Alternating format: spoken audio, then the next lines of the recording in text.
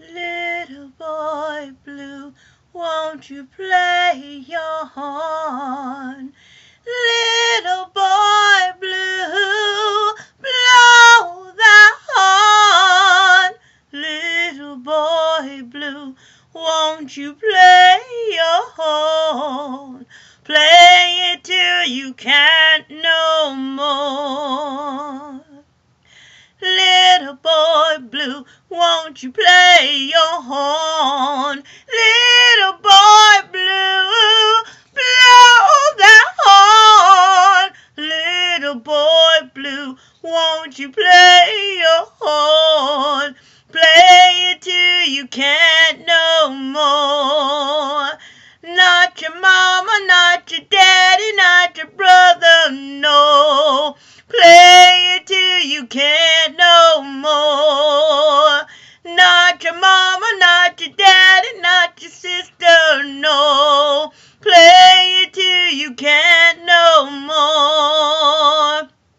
Little boy blue, won't you play your horn? Little boy blue, blow the horn. Little boy blue, won't you play that horn? Play it till you can't no, play it till you can't no, play it till you can't no more.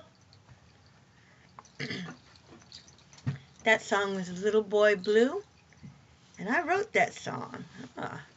Well, if you haven't looked at the videos before, my name is Michelle Sessi Khalid, and I'm a peer. I'm also a rap facilitator, a certified peer support specialist, a fire walker, and I'm in the documentary Hope and Recovery. And these series of videos are Rap Angel, call my organization, if you will, The Help. And basically, I bring rap to you and try to bring rap to you in detail. So I'm breaking it down piece by piece, more than would be done within an 8 or 12 week workshop. Rap was created by Mary Ellen Copeland. She also was a peer, and at one point was sick with her mental illness, and wanted to find a way how people could constantly live in recovery without going in and out of a hospital or being institutionalized for the rest of their lives. And so she started asking questions of other peers that had severe mental illness, and collected a lot of information and put together this daily life plan called WRAP. WRAP means Wellness Recovery Action Plan, and it teaches us how to live well, how to live healthily in recovery, and what actions that we can put into action in a plan in case that crisis occurs, and so that we can stay outside of a hospital or institution situation. And you'll hear me say the word peer a lot. I do not call us consumers, because consumer is somebody that uses things and takes advantage of things, and that's not what we do. And I don't so much like to call us clients, because that's so medical and aesthetic, or patient, because I'm nobody's patient. If I'm in a hospital, I'm a patient. If I'm living in my home, I am not a patient. So I use the word peer. I know on some paperwork you'll see peer as in P-E-E-R, as in friend, or we're the same thing. But I use the word peer, P-I-R, meaning person in recovery. And that is what I am. And that is what my other friends who are peers are. We are people in recovery. And so that's what I refer to us to. And recovery doesn't mean I've gotten over my severe mental illness, I don't have it anymore, and life is grand. doesn't mean that. Recovery means that I've started on this journey of learning to accept and live with my severe mental illness or whatever my disability is, and that I am learning to uh, keep it under control and to handle it, not to allow it to handle me. Um, and that's my definition of recovery. I know others have definitions of recovery for themselves, and that's fine. But please understand, recovery does not mean I've gotten over my mental illness and I don't have it anymore. Um, this is part two of part one. I did a video yesterday that I named Paranoia because I was getting into trying to explain um, what mental illness can be like for us in comparison of mental health issues. It's two different things. It's not the same thing. And I had to break the video up in half because actually it's kind of a longer discussion, and I can only allow these videos to be about 25-30 minutes long. So I was out of time. But uh, I know a lot of things are starting to get convoluted and mixed up together. You have people who are autistic, people who have learning disabilities, people who have Down syndrome, as well as people with mental health issues, and then people with severe mental illness. And they're kind of taking everything and throwing it all into one pot, as well as people who have drug and alcohol addictions, and people who have addictions of various kinds. And they're just taking all of us and throwing us all in one pot and saying we're all the same, and that they can use the same medical model as an action for helping us all recover and deal with and handle our problems or our circumstances. And I'm advocating the fact that no, you can't do that. That each and every one is different. They're not the same to each other. They each have their own individual component, and therefore they each need their own varied action um, for helping that person live in recovery and battle the negative sides of whatever the disability is. Um, and the medical model is absolutely the worst model for doing that. Um, there are some benefits in the medical model, such as yes, you do need the professionals. I'm not here to say if you got a RAP plan, you don't need professionals anymore. I think that's stupid. You do need the professionals. There's a reason why there are nurses and doctors and psychologists and psychiatrists and trauma counselors and case managers and therapists. There's a reason why they're out there. And I mean, I have a trauma therapist, Dr. York. I have a case manager, Miss Hatfield. I have a counselor in the community, uh, Mr. Whistle. He's the greatest. So, you know, I have all that because I need it. Um, I have a case manager with brain injury services because my brain injury is different from my mental illness, you know, so breaking it up again. So, you know, Miss Sarah, you know, so, you know, you can't treat it all the same. You have to treat it differently. And this is where I take case with mental health issues and severe mental illness. They are not the same. They're different, and you cannot treat them the same. And people make that mistake. I know that there's RAP facilitators and certified peer support specialists who have mental health issues only. And you can't say that mental health issues don't get severe. They do get severe. But here's the biggest difference. The biggest difference is that mental health issues are temporary. No matter how long that temporariness is, I don't know, because I'm not that individual. Every individual is unique. But mental health issues are temporary.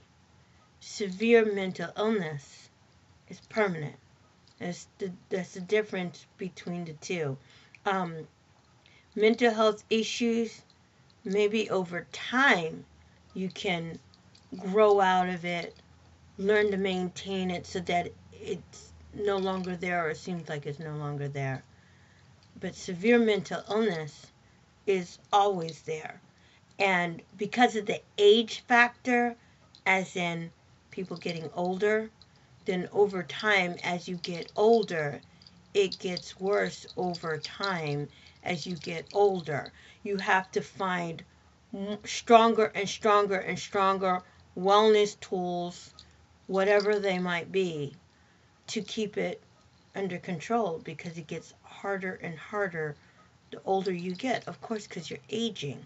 You know, the brain is aging, the brain is getting older, the body is aging, the body is getting older. And as we're getting older, you know, things are breaking down, the brain is breaking down, the body is breaking down. That's the natural aspect of life, of nature. So, I mean, you can't fight that, you can't defy that, that it's there. But it gets worse over time. It doesn't mean that when you get older, you automatically got to be institutionalized. It doesn't mean that. It doesn't mean that you're a hopeless case and after a while rap's not going to work. It doesn't mean that either. It just means that you've got harder and harder challenges. And that's okay, because the more you work or try to conquer those challenges, the stronger a person you are, the more example of a person you are, the more of an inspiration you become. See, there's a reason for all of us being in this world and on this planet. Nobody is garbage. Nobody is a mistake at all. We are all a blessing. It's determined on how you accept that blessing. I was watching a show on intervention. I love intervention. And intervention is one of my favorite shows. A lot of the interventionalists I like. One particular interventionalist that they have on the show I don't like, but I won't say who she is. But there's one particular interventionalist that I don't like, and I'm so glad they don't have that many shows with her on it. But I don't like her. But anyway, they had one intervention when there was a young man on the show who was a drug addict and an alcoholic. And it was very, very clear that this guy had a mental illness. I mean, for me, peers no peers. So I can mark a peer from far away. And I've had peers come up to me and say, "You're a peer." I'm like, "Yeah, I am." So you know, we can find each other. But it was obvious that this gentleman was a peer, and that he was using drugs and alcohol to mask his trauma, his severe PTSD, as well as his mental illness. Now, I don't know whether he was bipolar or schizophrenia. I don't know. But it was just obvious that he had a mental illness. And his family, yeah, they loved him, but they didn't like him. And they didn't accept him. They hated him. And they thought that he made their life a living hell. But as they were going through his story, you know how intervention likes to go through from the time you're a baby and show you baby pictures on up to, you know, when you got your problem and, oh God, you really need help. You know how intervention likes to do that. Well, as they were, you know, showing his life story, you know, and how, you know, as a little kid, you know, he had really bad ADHD and stuff like that.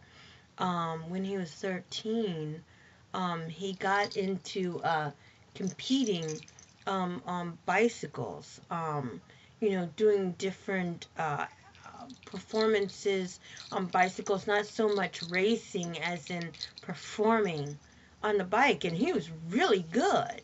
And he was getting awards. And he took all his ADHD energy and threw it into, performing on the bicycle, and he was winning trophies and awards. He was better than all the older kids. He was so good that they had to take him out of his age group and put him in the older kid age group because he was that good.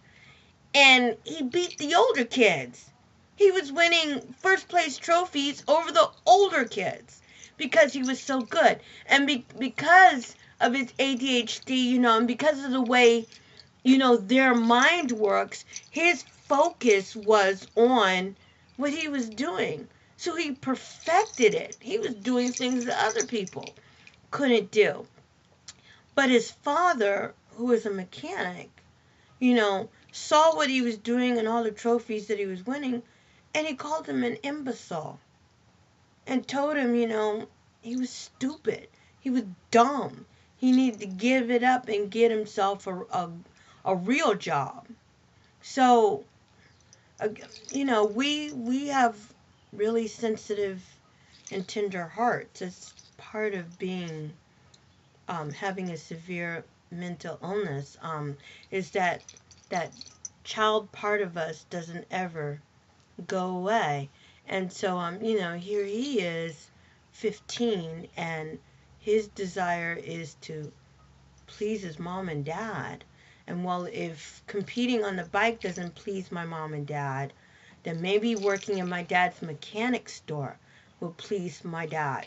So he gave it up, and he threw all his energy in becoming a mechanic and working on cars just like his dad. I mean, his dad was really good at what he did, but this kid was even better. He threw himself into working on cars, and people in the community could say he could fix absolutely anything. They said that you could give him a car that night, and the next day it was done. It was fixed. He was able to fix things that other mechanics were baffled about. He just fixed it just like that because he took all that ADHD energy and threw it into being a mechanic, and he sharpened himself and became really good at it. But when he worked in the store with his dad was forever telling him, "You're too slow. You're not fast enough. You didn't do this right." I mean, his dad would just come down on him and down on him and down on him, about what he was doing. And, finally, he gave up. And he was like, "Okay, well, I'm no good. I'm just this stupid imbecile like my father is saying about me. I'm no good." And so he gave up. And so, he wanted to do what he could. I mean, we know we have a severe mental illness. We know it. It's not like we don't. Some of us are in denial. Some of us don't realize it's a severe mental illness in the sense of what society says, because we hear what society says. "Oh, we're a danger to everybody. Oh, we're a danger to ourselves," etc., on and on. "Oh, we're too stupid. Oh, we can't be trusted with anything." And we know inside our heads, yeah, we can be trusted. We know it. We know we're not a danger to anybody. We know we're not a danger to ourselves. We know we're not destructive. We know this about ourselves. And so, in part, it leads to us denying the fact that we have a severe mental illness, because these negative stigma things that society says about us, we know it's not true. So, of course, we're going to say, "No, I don't have a severe mental illness. I'm not like that." Because I'm not. I'm not like that. I'm not a danger. So, but we know that there's something different going on inside us and inside our head that makes us stand out from everybody else. We can't put our finger on it, but we know it. We know we think differently. We know we see the world differently. We know we've got, some of us don't recognize that it's gifts. We know we have gifts that other people don't have, and we're not sure how to use it or where to put it, or the goodness in it, but we know there's something different. And we know that the negative aspects of our mental illness, You can't sit and live with it. You got to do something about it. You got to. It drives you insane.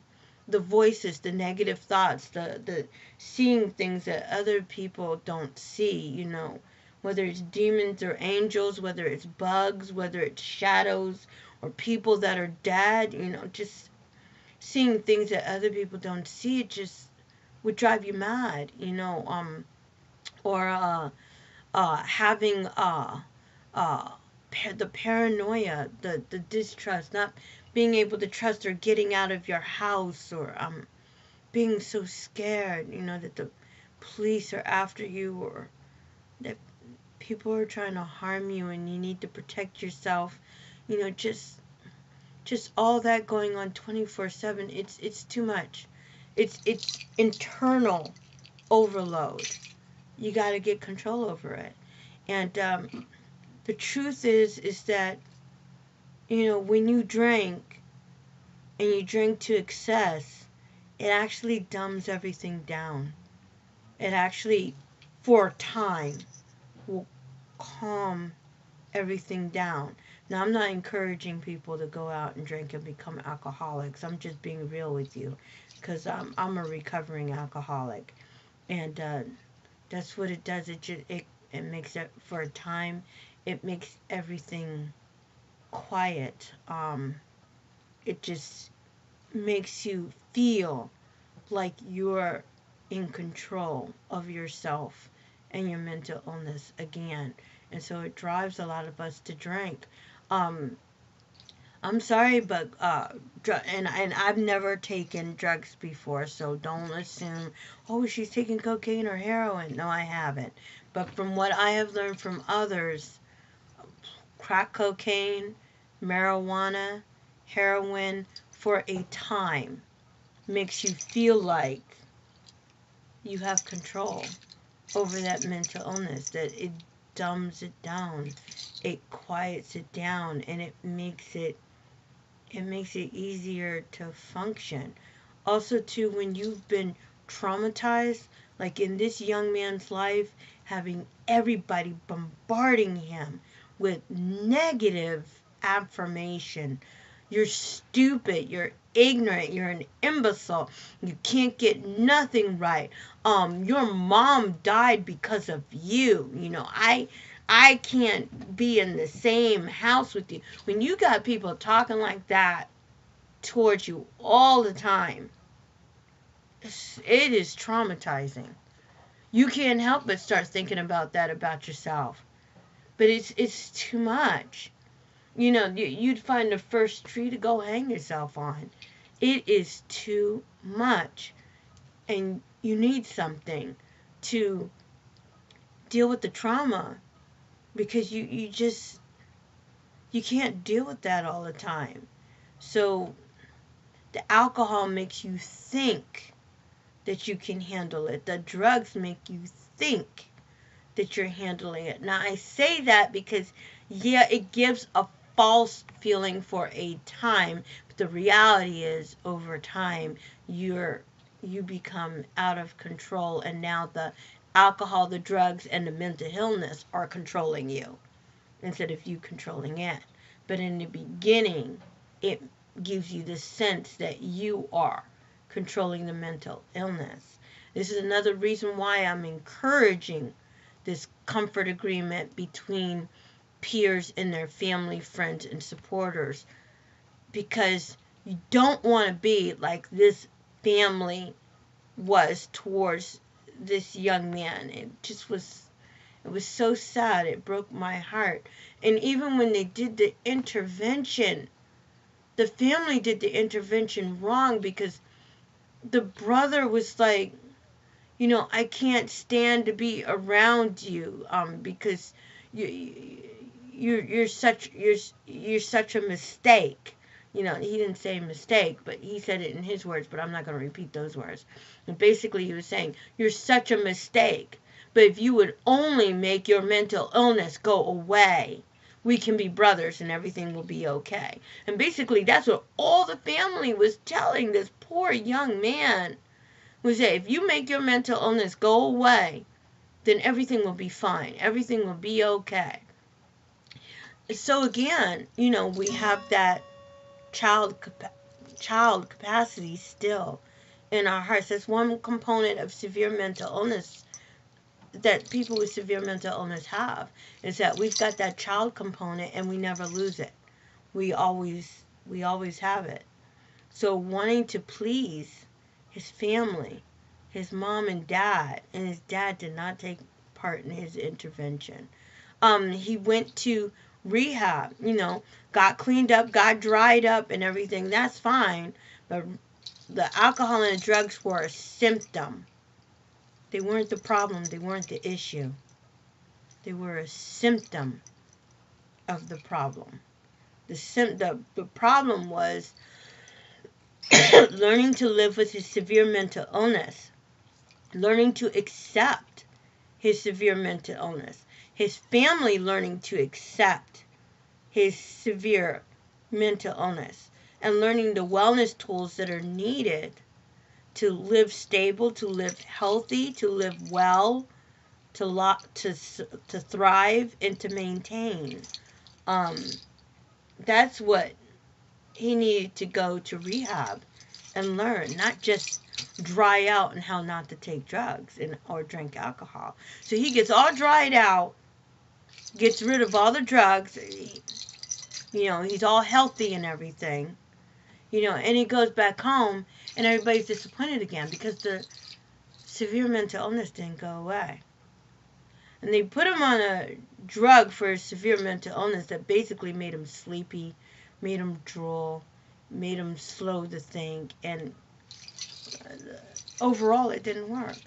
So of course he went off the medication that they put him on. Of course he started becoming symptomatic with his severe mental illness, and the family rejected him, and he ended up right back where he started from.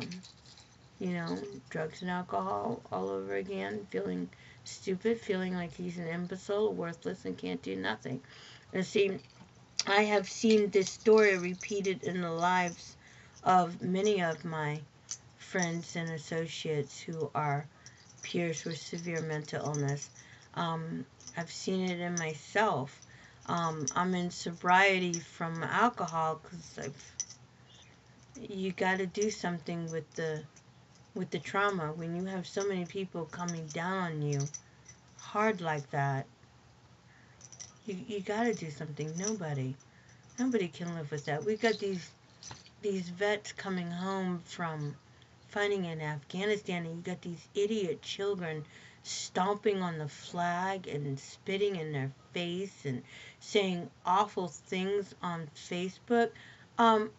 You know what? Before you stomp on the American flag and spit in a veteran's face, why don't you put a military uniform on, hold, a machine gun in your hand, and go over there to Afghanistan and just spend one 24-hour day over there being shot at and having those individuals from ICES threaten your life with bullets whizzing over your head, and watch your friends blow up in front of your face, catch on fire in front of your face, get shot or get their head blown off in front of your eyes, and then come back home to America here and watch somebody stomp on the flag and call you a baby killer, and then you come and tell me how that feels or what that's like.